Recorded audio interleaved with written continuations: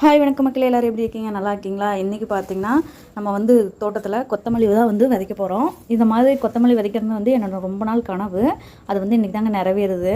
ரொம்ப ரொம்ப ஹாப்பியாக இருக்கேன்.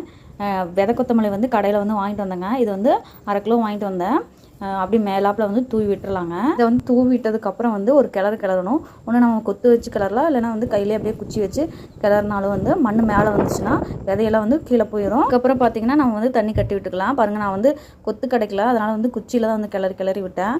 அப்புறம் பாதியெல்லாம் வந்து பார்த்திங்கன்னா உள்ளெல்லாம் போயிடுச்சு பாருங்கள். இப்படி லைட்டாக இந்த மண்ணையும் அப்படியே காலால் லைட்டாக தள்ளி விட்டோம்னா போதும். நான் வந்து இதுதான் ஃபஸ்ட் டைம் வந்து விதைக்கிறேன். எனக்கு எப்படின்னு தெரியல. இதுலேருந்து தெரிஞ்சுக்கலாம் அடுத்த தடவை வந்து நம்ம எப்படி வந்து விதைக்கலாம்னு சொல்லி. இது வந்து ஃபஸ்ட் டைமுங்காட்டி எனக்கு ஒரு பாத்திக்கு எவ்வளோ வேணும்னு சொல்லி நிதானம் பத்தலை. நானே ஒரு குத்து மதிப்பாக வாங்கிட்டு வந்தேன். ஒரு 1/2 கிலோ வாங்கிட்டு வந்தேன். அது ஒரு 3/4 பாத்தி தான் வந்துச்சு. மீதி 1/4 பாத்திக்கு வந்து தண்டுக்கீரை இருக்குல்லங்க, அதை தான் வந்து விதைச்சி விட்டேன். அப்புறம் பார்த்திங்கன்னா பின்னாடியே அப்பாவும் வந்து தண்ணிக்கு பாய்ச்சிட்டே வராங்க. இந்த வயல் ஃபுல்லும் பார்த்திங்கன்னா வந்து ஒவ்வொரு விதமான செடி வந்து நட்ட வச்சுருக்குங்க.